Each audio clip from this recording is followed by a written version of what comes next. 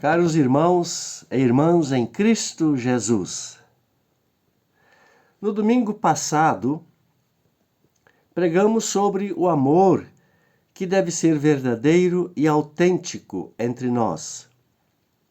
O texto previsto para hoje fala de mais uma atitude dos cristãos que tem o seu fundamento no amor de Deus.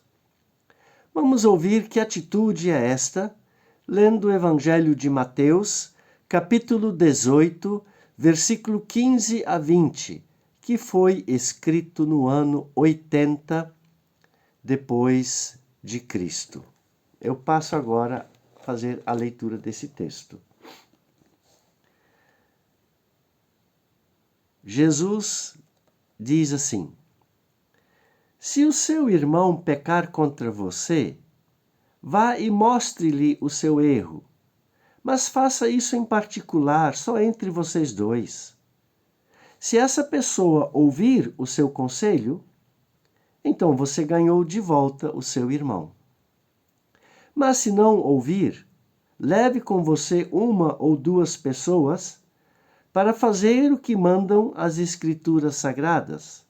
Elas dizem: qualquer acusação precisa ser confirmada pela palavra de pelo menos duas testemunhas. Mas se a pessoa que pecou não ouvir essas pessoas, então conte tudo à igreja. E se ela não ouvir a igreja, trate-a como um pagão ou como um cobrador de impostos. Eu afirmo a vocês que isto é verdade, diz Jesus. O que vocês proibirem na terra, será proibido no céu. E o que permitirem na terra, será permitido no céu. Eu afirmo a vocês que isto também é verdade. Todas as vezes que dois de vocês que estão na terra pedirem a mesma coisa em oração, isso será feito pelo meu Pai que está no céu. Porque onde dois ou três estão juntos em meu nome, eu estou ali com eles. Até aqui a leitura do nosso texto. Meu amigo e minha amiga, muitas vezes acontecem desentendimentos entre nós, gerando conflitos que podem virar uma bola de neve. Diante de tais situações, Jesus mostra e ensina que entre aqueles que o seguem e o confessam como Senhor e Salvador, que se reúnem em seu nome, seja na igreja, em casa, na escola, no trabalho, no ônibus, seja onde for, e constituem a sua igreja, a postura deve ser de reconciliação.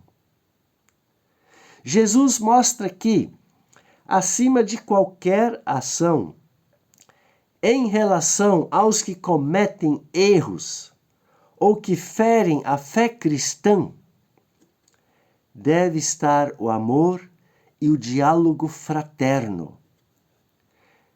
E para isso, Jesus nos dá uma receita de como conduzir esse diálogo fraterno e de como se reconciliar, ensinando que, primeiro, se tivermos a impressão de que uma pessoa não está se comportando bem, adequadamente conosco, Jesus nos recomenda a sermos discretos. Não espalhar aos quatro ventos o conflito, mas irmos pessoalmente, de forma bem fraternal, conversar reservadamente de irmão para irmão com esta pessoa, para dar a ela a oportunidade de se expor, de reconhecer seu erro e se reconciliar. A conversa deve ficar entre as duas pessoas e Deus. Porque entre cristãos que conhecem o mandamento do amor, os problemas podem e devem ser resolvidos com uma conversa, onde ambos falam, mas também se ouvem. Segundo, se conseguirem se entender, a questão está resolvida e a paz reina entre os dois. Mas se esta conversa entre os dois não surtir efeito, Jesus pede uma conversa fraterna na presença de testemunhas, conforme a recomendação que Deus dá lá no Antigo Testamento, que nós inclusive podemos ler em Deuteronômio capítulo 19. Se ainda não houver a reconciliação, então o caso deve ser levado para a comunidade, para a igreja, para a comunhão dos santos, que recebe de Jesus Cristo o ofício das chaves, para perdoar ou reter o pecado. A igreja, ela é a ligação entre a terra e o céu. Ela é chamada a acolher e corrigir quem se perde, buscando sempre a inclusão, a unidade e a reconciliação, por causa do amor de Cristo. Isso, no entanto, não dá à comunidade o direito de decidir no lugar de Deus. Mas a decisão de Deus é realizada na voz da comunidade, que se reúne em nome de Jesus Cristo para promover a reconciliação. Se a pessoa, caro amigo e amiga, que gerou o conflito, não aceitar os conselhos da comunidade, ela não será excluída. O texto não fala em exclusão, mas considerada pagã ou um cobrador de impostos. Por quê? Porque ela vai necessitar de uma maior atenção. E nesse sentido, resta a oração, onde a comunidade, em nome de Jesus, intercede junto a Deus para a reconciliação, mostrando que a última palavra de julgamento e também de reconciliação é de Deus. Deus atenderá às orações no seu tempo e ao seu modo.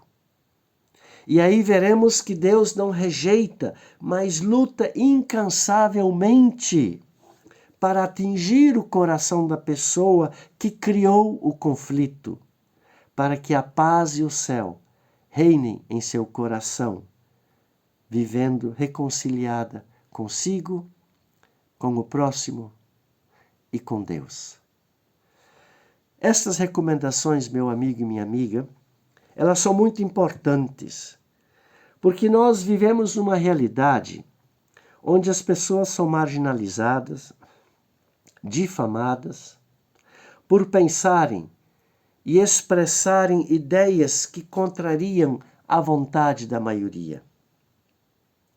Onde se fala, perdoar eu perdoo, mas esquecer, não.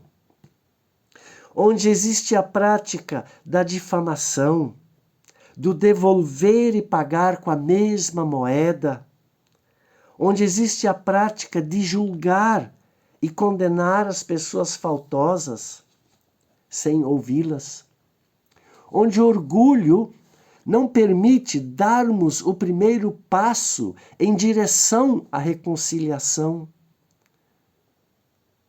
onde existe, lamentavelmente, a prática de colocar panos quentes nos conflitos sem resolvê-los com um diálogo fraterno, fundamentado no amor de Deus. E para dentro dessa realidade, Jesus nos dirige. Ele se dirige a nós e nos chama à reconciliação. Ele quer que sejamos diferentes do que o mundo é. Que nossas atitudes estejam fundamentadas no amor de Deus, que não fujamos dos conflitos, mas que, com a sua ajuda, superemos esses conflitos, mostrando assim que todas as pessoas devem ter a possibilidade de serem transformadas e de se reconciliarem.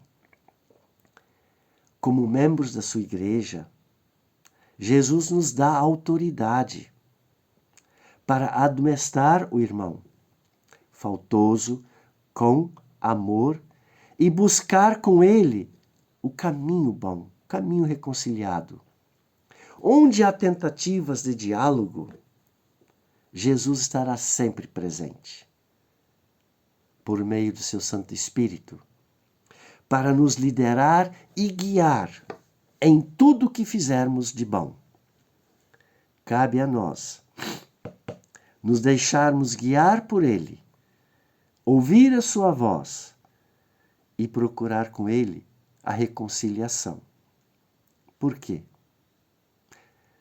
Porque se Deus se reconciliou conosco, não apenas com palavras, mas se doando, se esvaziando, se humilhando, derramando seu sangue na cruz de Cristo,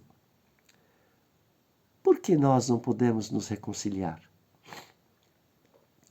Como filhos de Deus, que formam a Igreja de Jesus Cristo, não podemos fugir da responsabilidade de vivenciar a reconciliação entre nós, seja no trabalho, em casa, na família, na escola, no ônibus, seja onde for. Por quê? Porque a reconciliação não é uma opção nossa. Não, não é uma opção.